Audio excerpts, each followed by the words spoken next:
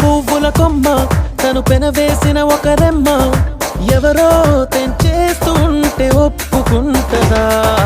బుడి బుడి అడుగుల పాపైనా తను ఆడుకునేదొక బొమ్మైనా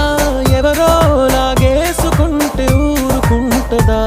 నువ్వు నచ్చి మనసిచ్చి ఇప్పుడిక్కడ ఇది చూస్తుంటే కను పాప